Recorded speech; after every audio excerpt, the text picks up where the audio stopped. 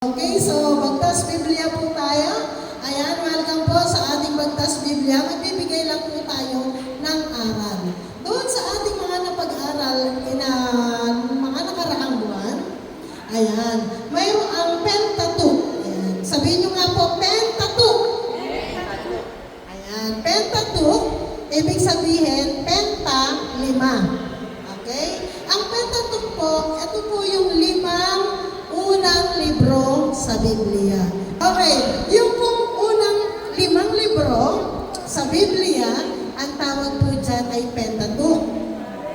Ito rin po yung tinatawag din na Torah. Torah. Ayan. Yung batas ni Moises. At ito po yung 5. Kung makikita niyo po sa ating mga nakaraang buwan na pinag-aralan, ito na po yung mga napag-aralan natin. Yung Genesis, Exodus, Levitico, Bilang, at Deuteronomico. So, yung Bilang at Deuteronomico, no? Deuteronomio. Yan po yung ating tatalakayin ngayong gabing ito. Ayan. So, next, ayan. Kung hindi po natin matandaan, no? Genesis, Leviticus, Exodus, and then Bilang, Numbers, Deuteronomio. Meron po tayong Jelebit. Para madali natin tandaan. Sabihin niyo po, Jelebit. Jelebit. Ayan, Jelebit. Genesis. Yung Exodus. Yung Levitico. Bilang, at yung Deuteronomio. O, diba? Yung 5 na yon, anong tawag po? Jelebit. Pentateuch. Sabihin niyo po, Pentateuch. O, ano po yung mga nandun sa Pentateuch na yon? Jelebit. Diba? Madali lang. Jelebit. Okay, next. Ayan. So, tayo po ay magbabalik aral. Last month, diniscuss po natin ay ang pagkaalipin ng mga Israelita sa Ehipto. Hindi ko na po kukwentong lahat. Abutin tayo ng 10 oras dito. Sila po ay naalipin sa Ehipto sa loob ng 400 years. Okay. So matapos kasi, ayan, 400 years na pagkaalipin. And then, dumating si Moises. Si Moises, nung time niya, sila po yung mga bata na pinapatay ng mga Ehipsyo. Bakit? Kasi dumadami sila. Mas mabilis manganak ang mga Hebrea, yung mga Israelitang babae. No? Kaya po ang ginagawa is papapatay. No? Yung mga sanggol.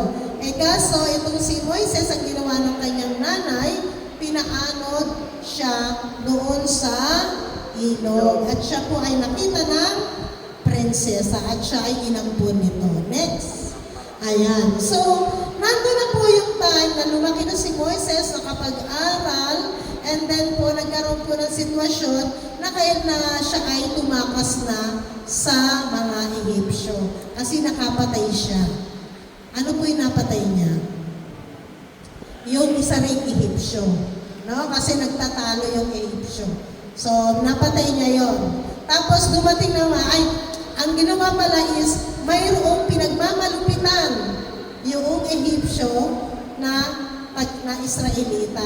Pinagmamalupitan niya, inampas, gano'n.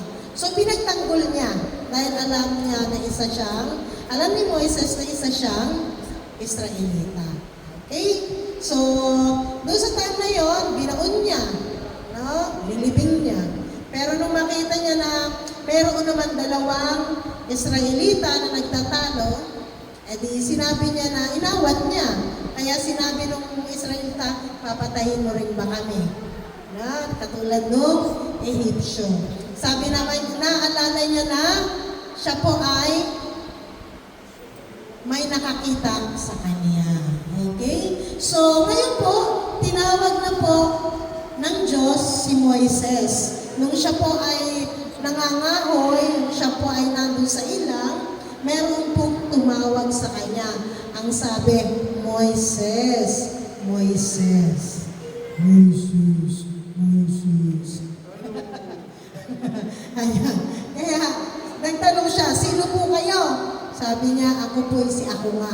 No, nakita niya kasi yung punong kahoy nagliliyab. Pero hindi naman nasusunog. Ha? So, doon po siya tinawag. At doon din po, nagbilin si Yahweh na siya po ay humarap sa Paraon upang ang mga Israelita ay palayain. Ayan. So, hindi pumayag syempre yung Paraon. Kaya ang ginawa ni Yahweh, nagpadala ng 10 salot. Yan po yung mga salot, yung tubig na naging dugo, nagpadala din ng palaka, ng mga kutot, niknik, ng mga maraming langaw, pagkamatay din po ng mga hayop, and then nagkaroon ng mga piksa, maraming bukol, umulan din ng yelo, nagkaroon din po ng mga balan, and then nagkaroon din po ng kadiliman sa buong Ehipsyo. And then yung last, yung pagkamatay ng panganay, which is no exception. Kahit na po yung hayop namatay, no? Basta panganay. At tinamaan po yung panganay na anak ng Paraon. Kaya ang ginawa ng Paraon, sige na nga, magsialis na kayo. No? Pinaalis na po yung mga Israelita. Ayan. So, sa paglikas mula sa Ehipto, nandoon yung tumawid sila sa dagat na pula. Wala na silang mapupuntahan, di ba? Kasi nga, hinahabol na sila, binabawi ng Paraon yung pagpapalaya sa kanila. So, hinabol sila. Kaso, wala na silang dadaanan, kundi ang dagat na pula. So, ang ginawa, tinaas ang tungkod at nahati ang dagat. And then, hindi naman din nagpabaya ang Panginoon dahil kahit na po nasa ilang sila, nag-provide si Lord ng mana, pugo, at tubig sa bukal. So, hindi po sila nagugutom at hindi rin po sila nauuhaw. Next. Ayan. Sa bundok ng Sinai, nandoon po binigay ng Panginoon ni Yahweh ang 10 utos. Yan po ay handwritten niya. May kasamang kulog at kidlat. And then, habang siya po ay nasa bundok ng Sinai, ang mga tao naman, ang mga Israelita, gumawa ng gintong guya na kanilang sinamba. At sinabing, ito raw pong gintong guya na ito raw po yung nag-alis sa kanila sa Ehipto. Ayan. So, from there, mga kapatid, lahat po ng sumamba, pinatay. No? Ang natira, ang nag-stand lang is yung Levita. Pero yung ibang mga lipi na hindi sumamba, hindi sila pinatay. No? And then, nagkaroon din po yan ng tondang tipanan, na kung saan ang mga Levita lamang po ang mayroon ng right, no? Katungkulan para mag-alay at para maging pari. Ayan. So, dyan po nagtatapos yung ating recap. Hello! Hi! Ayan, sino ba yung perfect na naka-attend para sa ating Magtas Biblia? Sino pa yung perfect? Simula session 1? Wala? Me. May absent ka, sister? Okay, may absent kayo. Ay, mga pala. So, nasa? Pang-ilan na tayo ngayon? So, session 5. Pero ito yung ika-4 ngayon to ng ating pag-aaral sa Biblia. So, yan, nasa paglaboy sa ilang. Ano ba yung ilang? Yan, disyerto. Bakit kaya sila naglaboy? Dito mapapaliwanag natin, oh. Makikita natin kung bakit sila tumagal doon sa disyerto. So, next. Yan. So, ito po, makikita natin, ang gagamitin nating libro dyan ay ang bilang. Kasi tapos na tayo sa Exodo, Levitico, at ang supplemental book naman natin dyan ay ang Deuteronomio. Yan, Deuteronomio. Yan, tandaan niyo po, medyo nakakabulol lang, no? Nangyari po ito from 1280 BC hanggang 1240 BC. Yan. So next. So bago po yan, bilang patungkol sa kasaysayan ng mga Israelita, sa panahon na nilisan nila yung bundok ng Sinai, no? Sa aklat na ito magkakaroon ang dalawang census. Yan. Hindi po, doon po muna na tayo sa yan. So ito po mangyayari sa aklat ng bilang. So ang nangyari po kasi doon, habang binibigay ng Panginoon kay Moises ang 10 utos, sa lugar po ng mga Israelita, yung sinabi na kanina ni Sister Agnes, sila naman po ay gumawa ng Diyos-Diyosan, di ba? At ang nangyari po dito, di ba?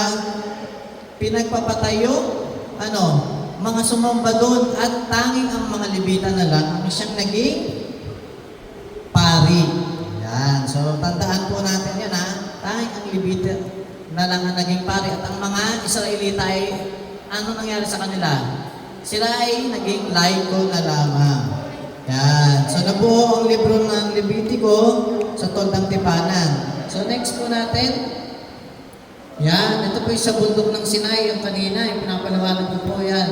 Di ba? Nagalit si Moises sapagkat sila ay sumamba na naman sa Diyos-Diyosan.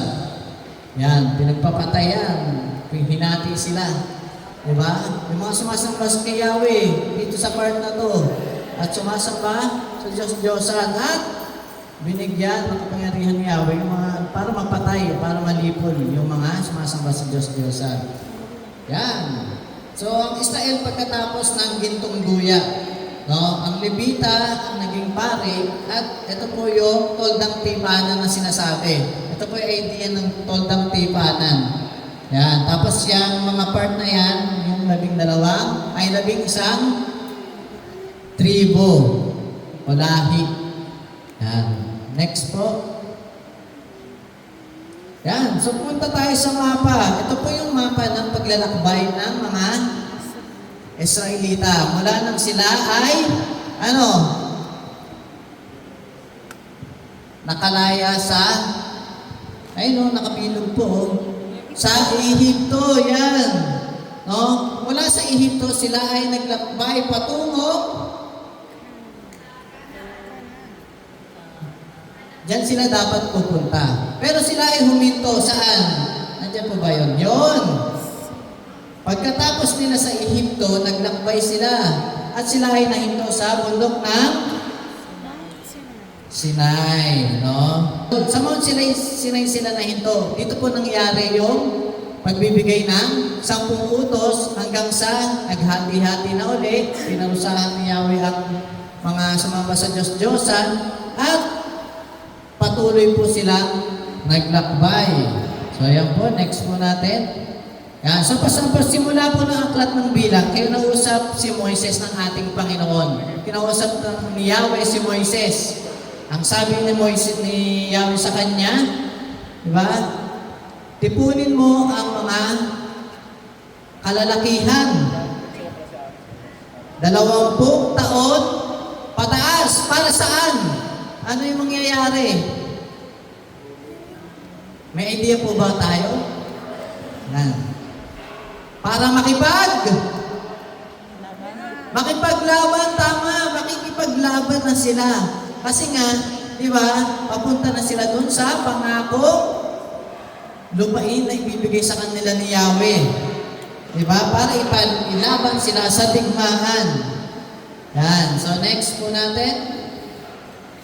Yan. So, naglakbay uli sila. Diba? Ang Ehipto, patungo saan sila huminto? Mount Sinai. Pagkatapos ng Mount Sinai, sila ay napunta sa Kadesh Barnea. So, ano nangyari sa Kadesh Barnea? Dito, kinausap ni Moises ang mga alagad. Ay, ang mga tribo pala, o ang mga lahi ng Israel, na kumuha ng tig-isang mamumuno. So, ilan yung nakuha niya? 12. Ano kaya pinagawa sa kanila? Di ba? 12. Para ipadala doon sa lupain na binigay sa kanila.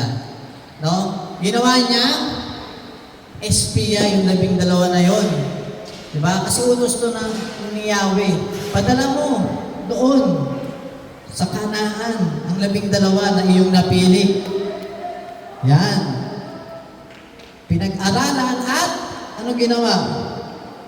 Namuhay sila doon ng 40 araw. Next po. After ng 40 araw, bumalik sila kay Moises at sila ay nag-report. Reporting on duty, sir. Hindi, ganun pala. Yan. Nag-report sila kay Moises. Di ba? At ano yung nireport nila? Ang sabi nila, napakaganda dun sa lupain na yun. Lahat ay mayayaman. Mayaman ng pagkain, mayaman sa mineral, di ba? Matataas ang kanilang mga bakod at matitibay. Di ba? At ang lalaki nila, para silang higante. Yun no? Natakot sila. Pero meron isang tumayo. May isang tumayo. Isang matapang na Israelita. Ang pangalan niya ay si Caleb. Si Caleb po tumayo. Ang sabi niya, wag na po tayong mag-aksaya ng panahon. Sugurin na natin. Pero, syempre, nag-report nga sila, ang sabi nga nila, matalaki yung mga makakalaban nila at parang mga higante. So yung ibang mga kasama niya natakot. Pero ang sabi ni Caleb, huwag tayong mawala ng pananampalataya dahil nasa atin si Yahweh na ating Panginoon. Kaya ang nangyari po, si Caleb at si Josue, next na po. Yan. So pinag-tipo ng mga Israelitan, parang nagkaroon sila ng botohan. Di ba? Ano nangyari po? Marami po sa mga Israelita ang ano nangyari? Natakot. No? Natakot sila kasi nga, syempre, anong laban natin eh? Ang liliit lang natin, halos mga higante yung makakalaban natin doon sa Kanaan. Di ba? Kaya, wait lang po. Yan. Kaya, ang nangyari, nagtangka silang batuhin si Caleb at si Josue. No? Pero talagang ipinilit ni Josue at ni Caleb na sugurin ang yung lugar na yon. Di ba? Kasi nga mayaman. Kasi alam nila nasa kanila ang Panginoon. Pero dahil sa majority ng mga Israelita ay natatakot, doon nangyayari ang paglaboy sa disyerto. Diyan po nagsimula yon. 4 na araw lang dapat sa Kanaan Pero ang nangyari, naging 4 na taon sila sa ilang o sa disyerto. So yan po nagsimula yon. Di ba? Kasi majority, hindi naman pwede si Caleb at si Josue lang ang kahit nasa kanila yung Diyos, lang yun, patay talaga sila. Pero kung sila'y nagtulungan, yung araw pa lang na yan, sigurado mananalo sila. Yan. So sa kanilang paglalakbay, next po. Yan. So sa kanilang paglalakbay, ito po yung naging mapa nila, Mount Sinai, Kadesh Barnea. Dapat diretso na sila sa Kanaan. Pero hindi po yan ang nangyari. So yan po, next po natin. Yan. Sa kanilang paglalakbay, alam niyo naman, ito mga Israelita, ano sila? Simula pa lang, ano nang ginagawa nila? Lagi silang nagre-reklamo. Di ba? Nung una, ano yung sinabi nila? Di ba? Papatayin mo ba kami? Wala kaming makain. Wala kaming dalang pagkain sa paglalakbay na ito. Sana nasa Ehipto na lang kami. Di ba? Doon kahit na kami alipin, kumakain kami. Di ba? Ano yung unang ginawa ng Yahweh? Binigyan sila ng ano yung tinapay? Mana. At yung karne ay ang pugo. Diba? So nagreklamo sila, nauuhaw naman sila sa kanilang paglalakbay. So tinawag ni Yahweh si Moises na sabihin, pumunta sa wala. Yan. Pumunta sa lugar na ito at pupukin ng isang beses yung bato at magkakaroon ng tubig o bukal no? Dahil sa kakulitan ng mga Israelita, si Moises ay napipikon na. So ang ginawa niya, pinukpok niya ng ilan? 2 beses ko niya pinukpok yung bato. At umagos naman ang tubig at nakainom ang mga Israelita. Pinatawag ulit ni Yahweh si Moises, kasama si Aaron. So ang sabi sa kanilang dalawa, dahil kulang ang inyong pananalig sa akin, na ako'y banal, hindi kayo ang magdadala sa aking bayan sa lupang pinangako ko. Sino kaya ang magdadala? Diba? Kasi diba yun yung unang pinangako ni Yahweh? Dadali ko kayo sa lupang pinangako. Pero wala siyang binanggit na si Moises talaga ang magdadala. Amen? Malinaw po yan, ha? Sino kaya? So malalaman natin yan. Yan. So patuloy na naglakbay sila. Yan. So yan na po muna yung mapa. Yan. So patuloy silang naglakbay at sila ay nakarating sa lugar na Moab. Nasaan ba yung Moab dyan? Ayun, yung Moab, hindi lang nakabilog. Ay, tanyo yun? Nandito sa parting to. Ito yung kamay ko. Yan! Moab. Diyan po sila nakarating. So, sa lugar na yan,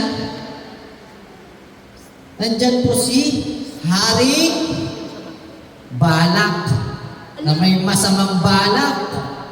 Kasi nabalitaan niya na ang mga Israelita ay maraming ginawa kababalaghan, lagi silang nananalo sa digmaan. Di ba?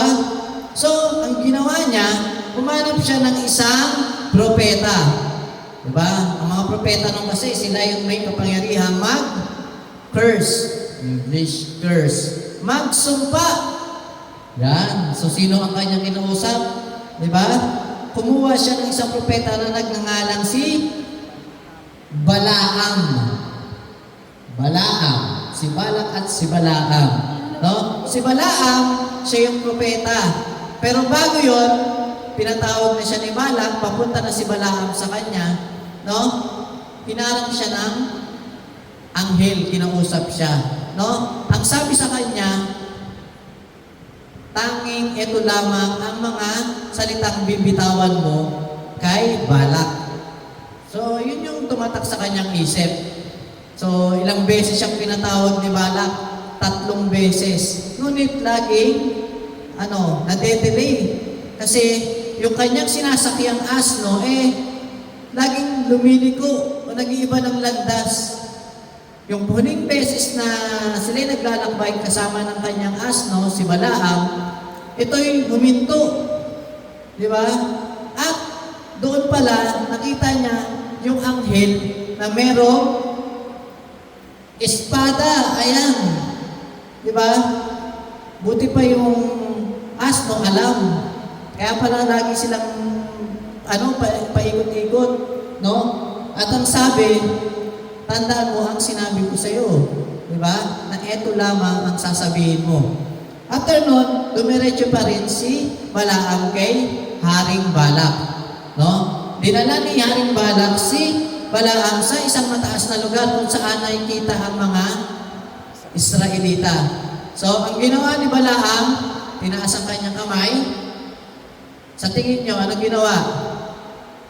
Pinagpala niya ang mga Israelita.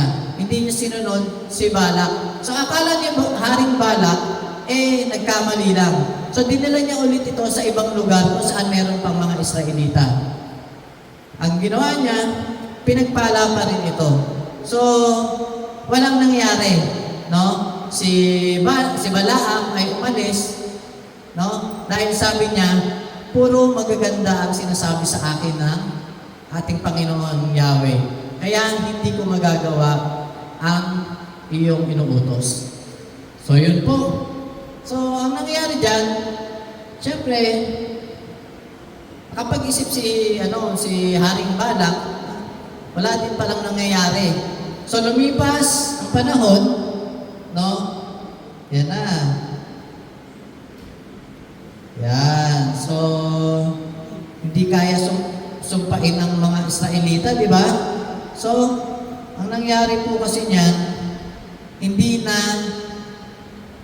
kailangan ni Haring Balak na kumuha ng propeta. Bakit? Makukulit ang mga Israelita. Makulit sila, talagang makulit. Yan, next po natin. Sila ay dumaan sa isang lugar kung saan tinatawag na Baal Peor. Baal ng Peor.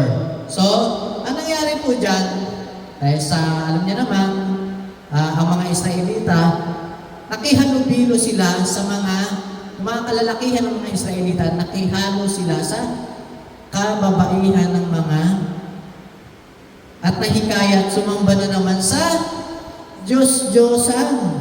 Yan yung mga kahinaan ng Israelita noon. Di ba? Kasi nagkaroon na sila ng idea noon sa Egypto pa lang Di ba? Na may mga Diyos-Diyosan. Di ba? Ganyan pa rin po yung nangyari. Di ba? Tapos nagalit si Yahweh, pinatawag na naman si Moises. So habang nasa tolda si Moises, nakausap si Yahweh. Yan. So nagkaroon ng isang pangyayari doon, no? Na ang isang Israelita ay nagdala ng babaeng Medyanita sa kanyang tolda. Ngunit subalit, meron sa kanyang nakakita. Sino yung nakakita? Si Pinehas. No? Si Pinehas, kumuha siya ng sibat, no? Bago pa mangyari yung kasamaan na binabalak ng dalawa, ito yung kanyang tinuhog. Napatay niya yung dalawa. No? At pinagpala ni Yahweh si Pinehas.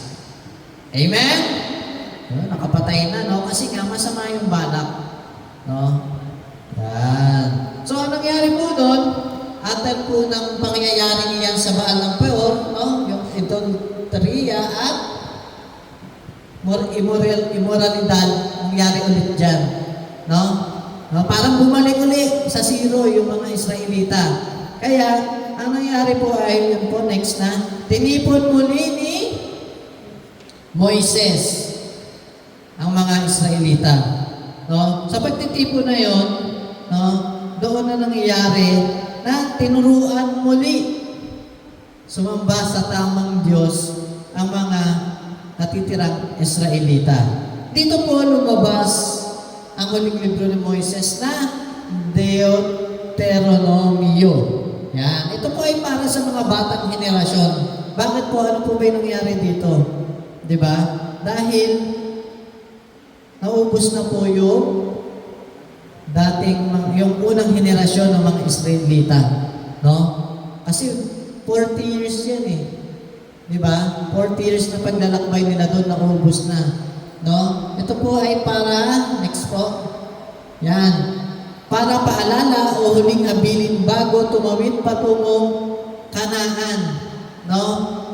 Ang sabi kasi dito, next po. Yan. Kasi nagbabala si Moises na yung dadaanan nyo ay marami na naman kayong madadaanan na sa mga Kananeo. Sila ay sumasamba sa mga Diyos-Diyosan o tinatawag nila Baal, si Baal. So si Baal, dito po inihahandog o parang sinasacrifice yung mga sanggol. No? Tapos sila ay magpupuri doon, sasambahin nila yung Diyos-Diyos na yon habang sinasacrifice yung bata. Ngayon po ay may apoy Ay, kung makikita po natin, may apoy. Yan si Baal, parang may sungay. No? Kung makikita natin kahit yung, di ba guya, may sungay, no? Yan. So next.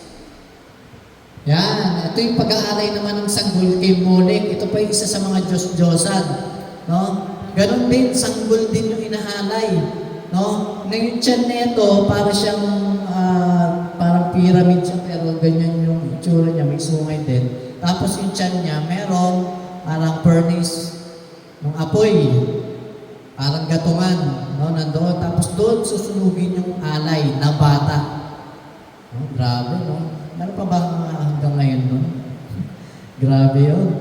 No? Yan.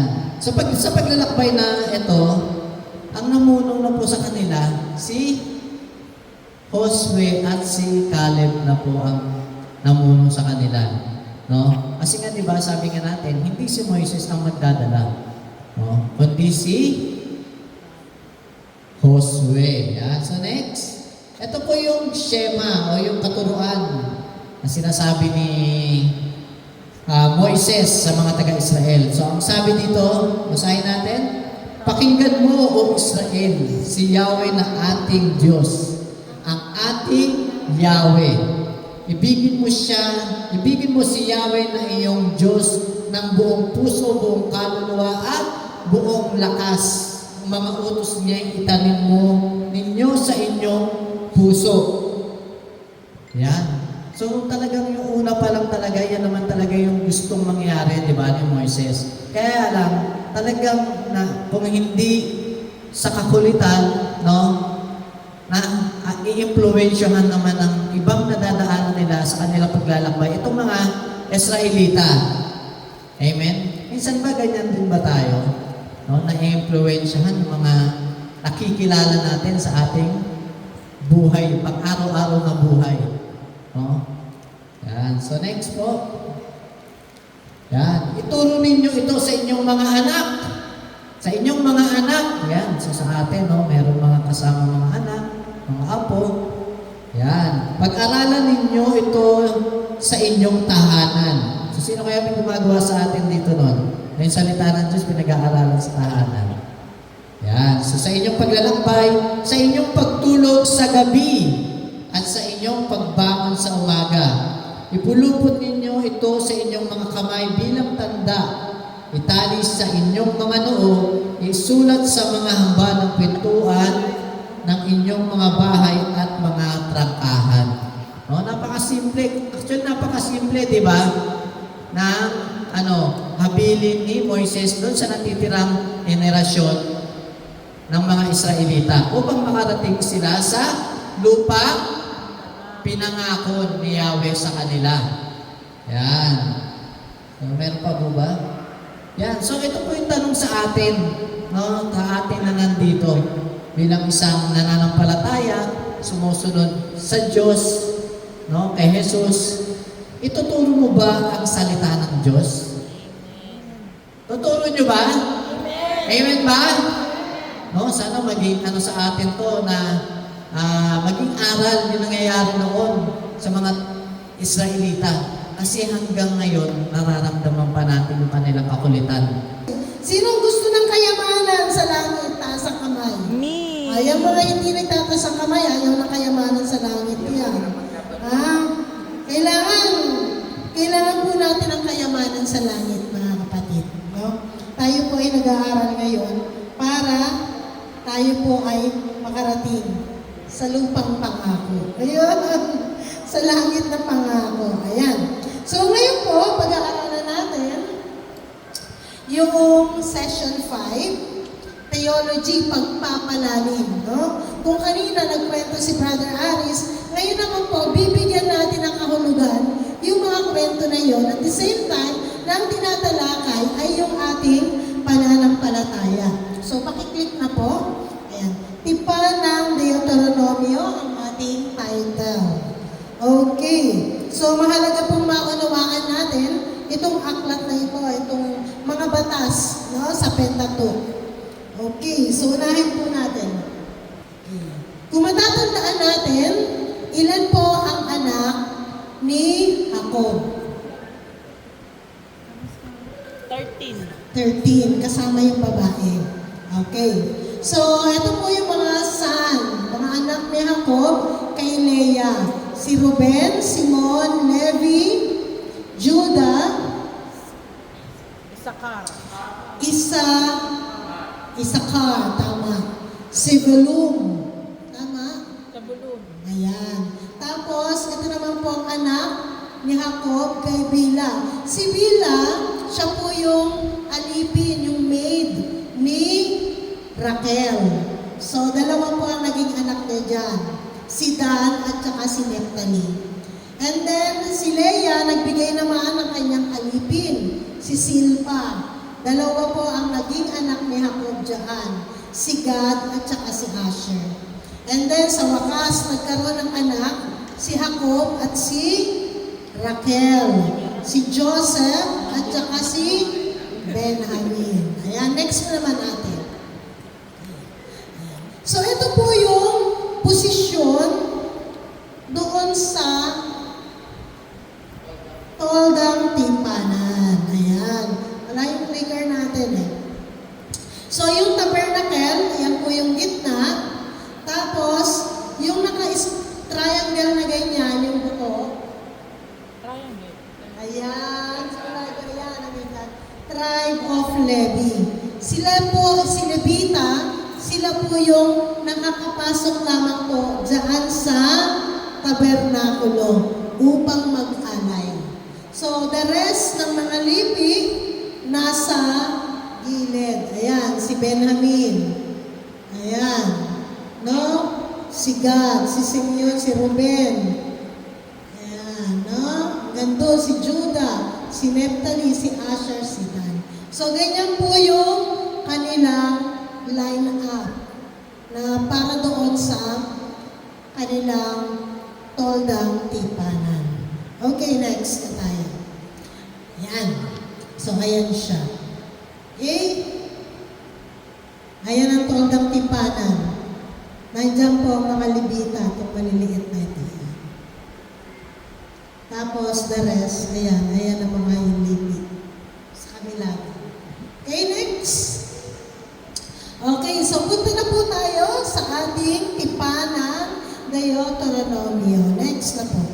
Unahin po natin ang aklat ng bilang. So, tinawag po siyang bilang dahil nagkaroon ng census, pagbibilang, no?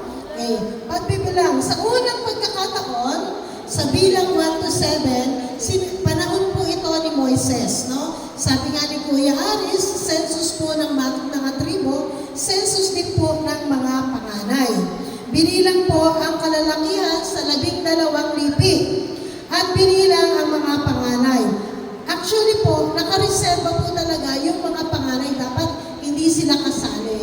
No, nakareserba ang mga panganay para sa Diyos kasi sila yung magiging pari sa kanilang mga pamilya. Kaya lang po, hindi na sila naging pari dahil nga po sila ay nagkaroon ng pagkakasala na sumamba sa Diyos-Diyosan nung sila ay nasa Mount Sinai. Ayan. Kaya syempre, binilang din yung mga Levita. And then, pinagbangga, pinagtugma. Ilan ang Levita, ilan ang mga Israelita. Dahil mas marami po ang Levita, hindi na naging accepted ngayon yung mga panganay sa pagkikidigma. Kaya po, nangyari po yan na kasama na yung mga panganay sa pakikipagdigma. Ayan. So, next.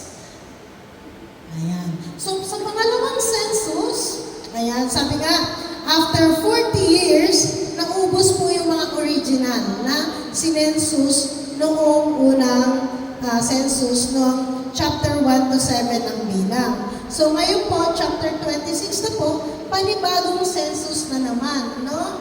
So pagkaraan ito ng Baal Peor, no?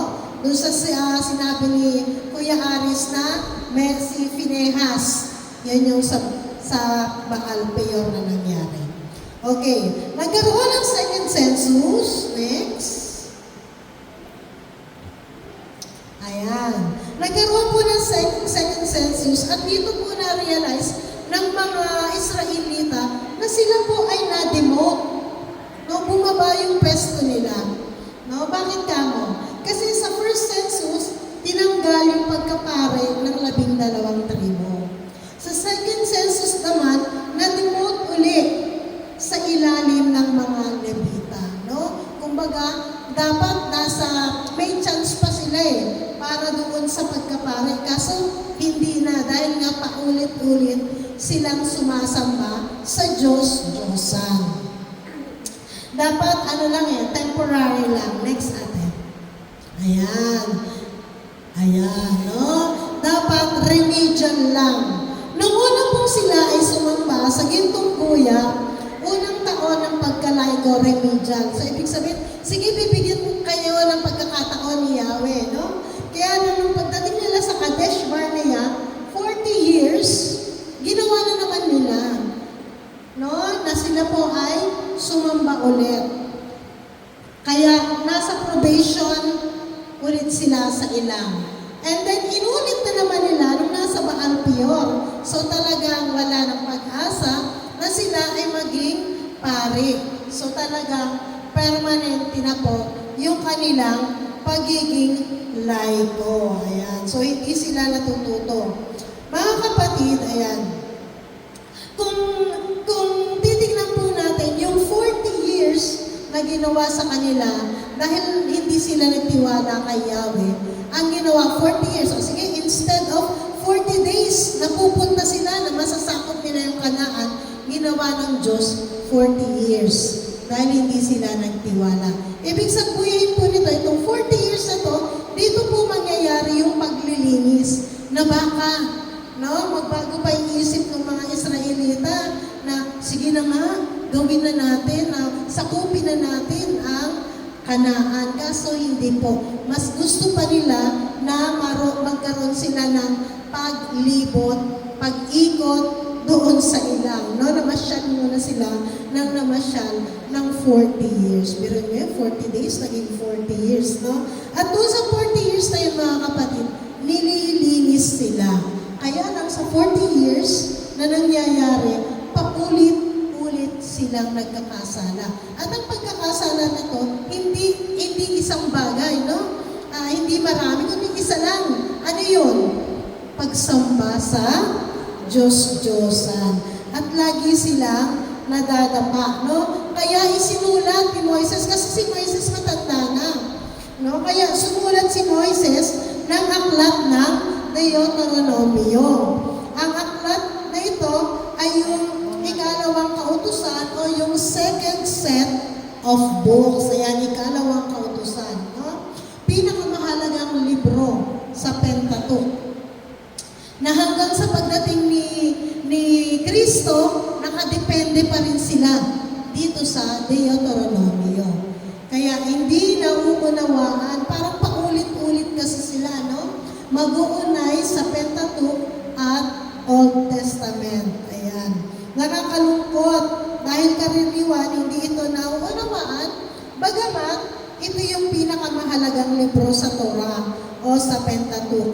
Dahil ito yung mag-uugnay sa kanilang batas sa kasunod na kasaysayan, sa kasaysayan ng hukom at ng mga propeta. Tingnan po natin ito. Next, ayan. Sa Exodus, nandun po yung mga first generation. No, di ba nakalaya na sila sa Egypto? Nasa Exodus po yun. And then sa Deuteronomio, yung second generation niya. Kasi 40 years silang naglakbay, kaya naubos na, no, yung mga first generation. Pangalawa, ibinigay ng Diyos sa Exodus yung 10 utos ng Diyos, no? Gamit ang kidlat, ang kulog, at ang apoy. And then doon sa Deuteronomio, sa pamamagitan na lang po ni Moises, hindi na nagsasalita ang si Yahweh. Hindi na po nagsasalita ang Diyos. Hindi na nagpaparamdam sa tao. No? Nandun na lamang siya sa toldang tipanan na tanging si Moises at mga Levita yung nakakapasok doon. Kaya ang iniisip tuloy ng mga tao, iniwan na sila ng Diyos. Pero actually, nandoon pa rin. No? Kaya lang hindi na nila nararamdaman, hindi na nila nakikita. And then, sa Exodus po, nandoon yung bansang Israel na tinuturing na anak ng Diyos. Samantalang sa Deuteronomio, anak na ituturing bilang alipin. Dahil nga po sa katigasan ng ulo, naging alipin na lamang po sila. Ayan, no? May malaking pagkakaiba talaga doon sa Exodus at doon sa Deuteronomio. Next na po. Pero syempre, kahit na itinuturing na alipin, anak pa rin sila. No? Sabi ko nga, nung last time is panganay na anak or panganay na bansa. At tayong mga hintil, ang tawag sa atin ay nakababatang mga anak ng Diyos o nakababatang mga bansang anak ng Diyos. Ayan. So, sa tipa ng Deuteronomio, basahin po natin. Deuteronomio 29:1. Sabay-sabay po tayo. Ito ang mga Tunin ang kasunduan galing mula kay Moises. upang sabihin sa mga Israelita nang sila'y nasa lupain ng Moab, bukod pa sa kasunduang ginawa niya sa Sinai. Bukod pa. Ano ibig sabihin? Ha? Ibig pong sabihin ba nito ay pinalitan yung ibinigay ng utos sa Sinai? Hindi po, no? Ang Deuteronomio ay hindi kapalit, kundi ito po ay karagdagan.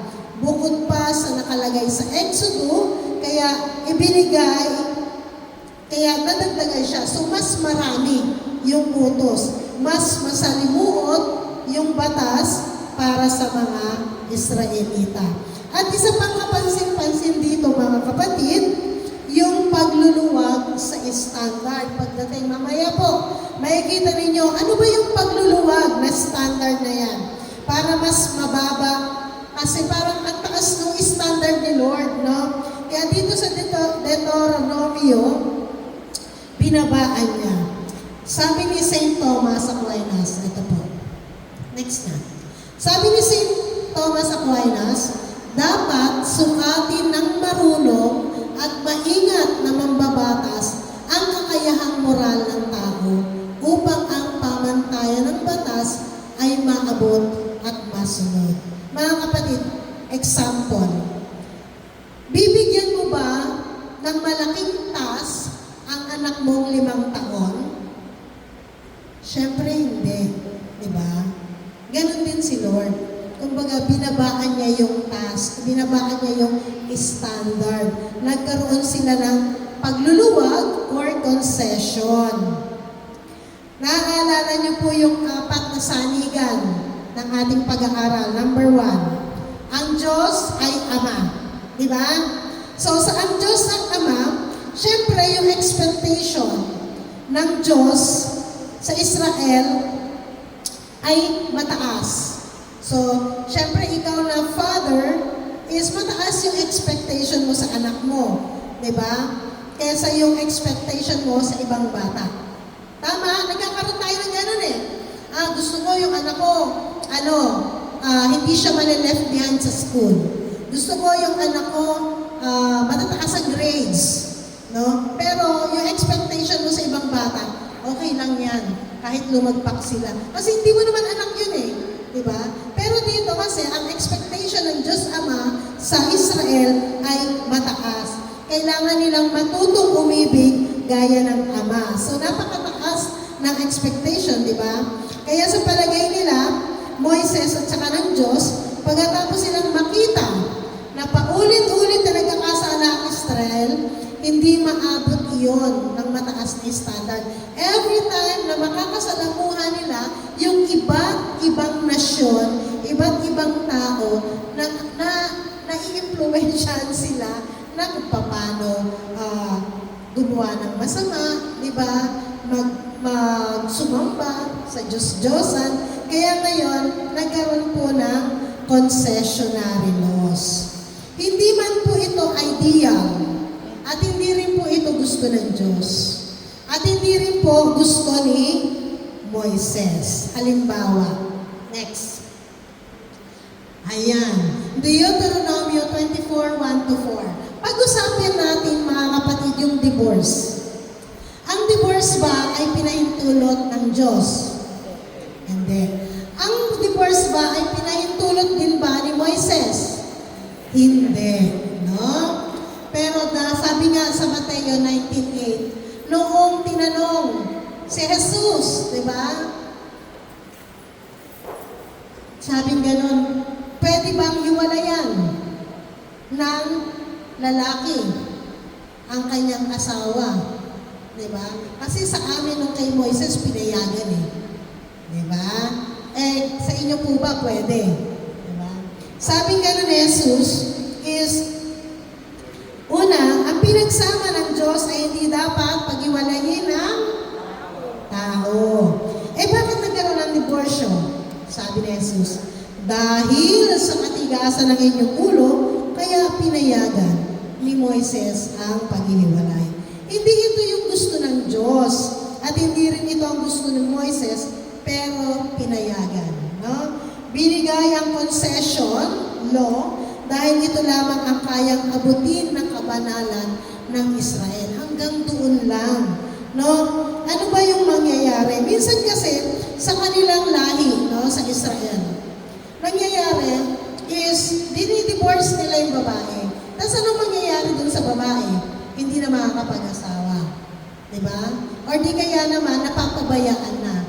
Or di kaya naman, ang nangyayari, namamatay yung lalaki doon sa pakikidigma.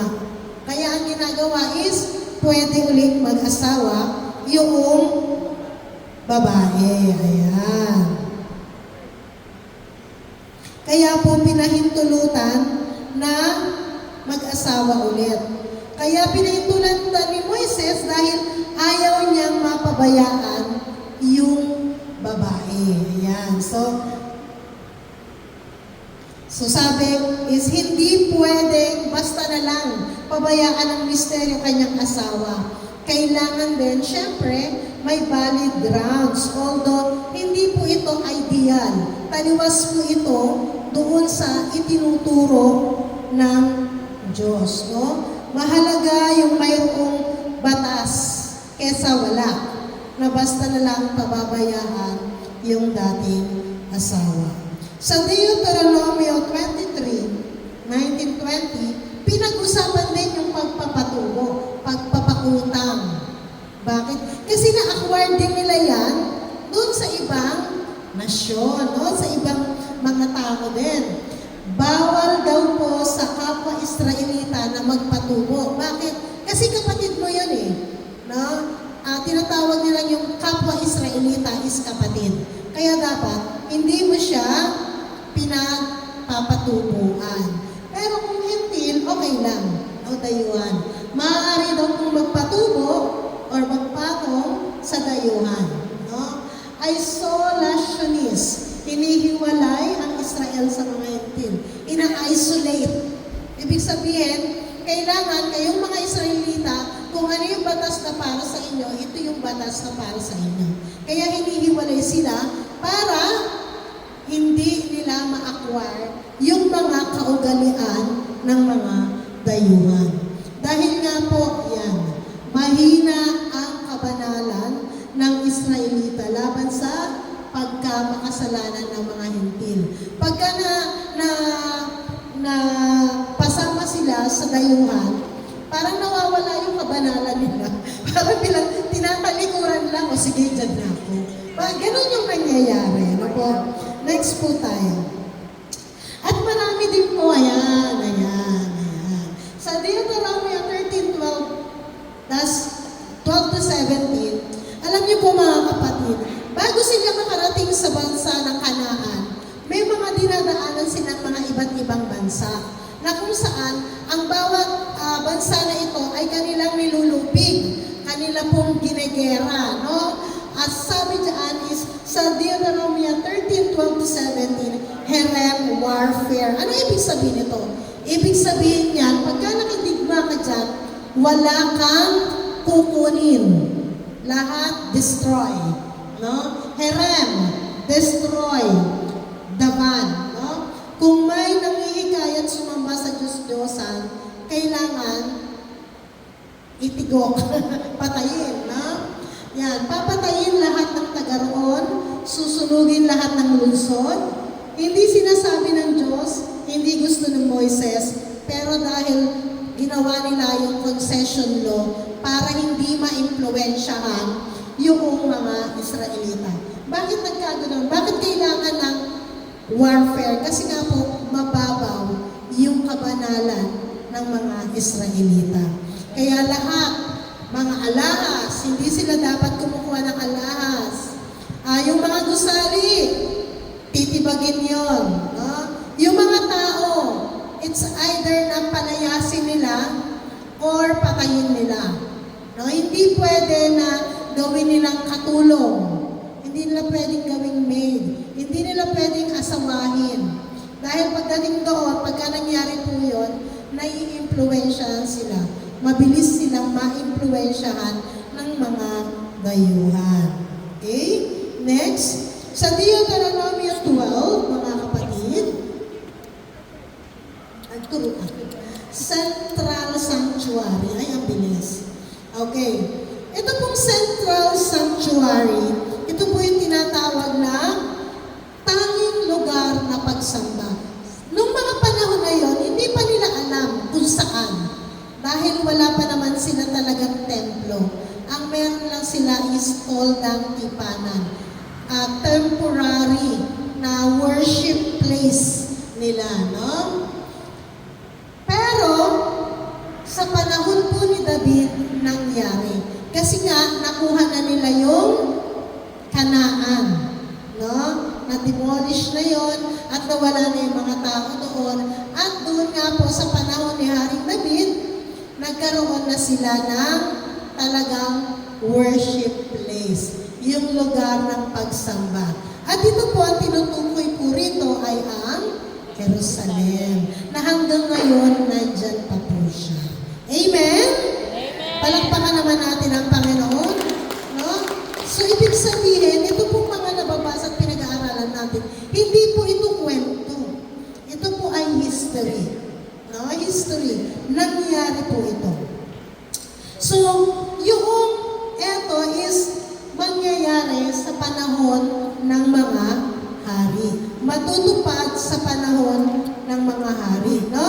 Na pamumunuan ng mga propeta. Next na po. So, sinabi po natin na nung is hindi si Moises makakarating, no? Kundi si Josue at Caleb lamang at yung mga kasama, mga bagong henerasyon. Ayan. Ang plano po talaga ng Panginoon ni Yahweh ay mga laikong hari, no? Actually, it's bayan ng mga paring hari. Yun talaga ang original plan ni Lord. Yung bayan ng mga pari. Kaya lang, ang nangyari dahil nga po dun sa pagkakasala nila sa Gintong Guya, nagsamba sa Kadesh Barnea, and then doon sa Peor, Baal Peor, kaya ngayon, naging laikong hari na lamang po. So, mga laiko na lang. Sayang, di ba? Dapat paring hari. No? So, mangyayari po, ang mga haring mapipili ay sa mga Israel lamang. So, sa Israel. Kaya tinatawag na dynastic empire. So, pipiliin po ni Yahweh mula sa lahi ng Israel. Hindi pwedeng sa ibang nasyon. Yung mga dayuhan na magiging hari para sa kanila. Hindi po. Kundi ang mangyayari, yung mga hari din po nila ay yung mga taga-Israel. Ayan. Sa chapter 27, yan, malapit na tayo. Dito po pinagtibay ang tipan ng Deuteronomy. Eto na. Litanya ng mga sumpa. Pagka daw po ang mga Israelita ay hindi pa sumunod, ayan, pagka hindi pa sila sumunod, eto na yung mga sumpa. Sumpa ng paggutom, sumpa ng pagkaalipin, sumpa ng kanibalism, at iba pa. Kung dati, ang term na ginamit, kung susuway kayo, paparusahan kayo. Ibig sabihin, kung hindi sila susuway, walang parusa. Di ba? Eh ngayon, iba na. Kapag tinanggap na ninyo ang mga parusa dahil sa pagsuway. So, ibig sabihin, naging advance na yung isip ni Moises. Ibig sabihin, pagka naranasan mo na parang ikaw ay napaparusahan at nagkakaroon ka na ng hardship sa buhay, ibig sabihin, nagkasala ka. Advance na yung isip, no? Before is, kung susuway ka, paparusahan ka. Ngayon, hindi na. Ngayon is, kapag nakaranas ka ng hardship at kabigatan sa buhay, ibig sabihin, nagkasala ka na. No? Advance na yung isip sa na ginawa sa pagra-ratify sa pagpapatibay ng Deuteronomio. So, sarado na po ba ang kapalaran ng Israel? No, of course, hindi pa sarado. Dahil, syempre, matapat ang Diyos. Ang Diyos noon, ngayon at magpakailanman, hindi po yan nagbabago. Patuloy po yan na tapat. Na kahit na nagkakasala tayo, na kahit na ilang beses tayong tumatalikod, na kahit na ilang beses tayo na nakakalimot sa Kanya, hindi po nagbabago yung katapatan ng Diyos. Bakit kanyo? Dahil yung pong pag-ratify nila, ng tipan ay matatapos sa isang pangako. Ang pangako ay babaguhin niya at lilinisin ang inyong puso. Gayon din ang mga anak upang ibigin ninyo siya. Ayan, no? Upang ibigin ninyo siya ng buong katapatan. Sa ganoon, mabubuhay kayo ng matagal. Sino ba yung siya? Ayan. Sino ba yung tinutukoy na siya? Ang tinutukoy po na siya dyan ay ang Diyos. Ang gusto ng Ama ay maibigin ang mga Israelita katulad ng kanilang Ama. Kung sa Exodo, sa bundok ng Sinai, ito po yung inaasam, no? Na maging tapat sila, yung mga Israelita, sa utos, pero paulit-ulit naman silang nagkakasala, no? Pero darating po yung pangako ng panahon na sila po ay lilinisin ng Diyos. Na ang paglilinis na yon ay, ayan, no? Na ang gagawin po ay lilinisin. Circumcise your heart. Circumcise your heart. Na kung saan hindi kayang gawin ng Israelita kung wala ang Diyos. Amen? Tayo rin naman hindi natin kaya na magbago kung wala ang Diyos sa ating buhay. Amen po ba? Amen. Ayan. Kaya dito po, pagtitibayin yung language. Ano yung language na yun? The Lord, your God, will circumcise your heart. Si Lord na, no? Yung magpapanibago, yung gagawa para ikaw, ako, tayong lahat, ay magbago. Para ikaw at ako, ay iibigin natin ang Diyos. Pero syempre, hindi kasi magagawa ito, no? Ang kailangan natin dito talaga is yung grasya ng Diyos para manatili tayong tapat sa ating tipan. So, kailangan po ng bagong tipan. Ayan, di ba? From Old Testament, doon sa ating theology, pumupunta tayo sa bagong tipan na kung saan nagda-dive in tayo, nagpapalalim tayo na ano ba ang katumbas ng lumang tipan sa bagong tipan. Okay? Next. Ayan. Kung noon sa Deuteronomio, mayroon siyang self-retiring covenant.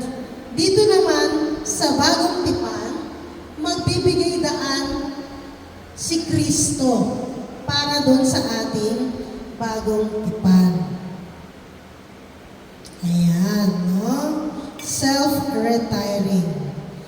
Pagdating ng bagong tipan, matatapos ang tipan ng Deuteronomio. Sabi nga natin, batas ni Moises. Magbabago na yon.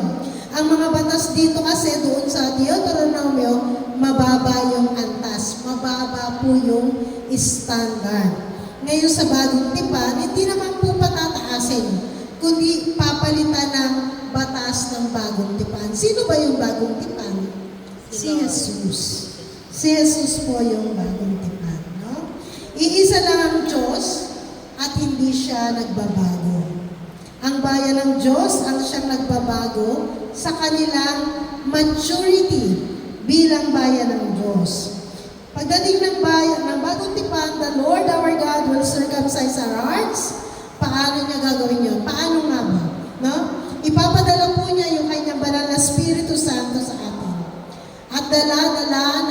Espiritu Santo ang mga sacramental graces.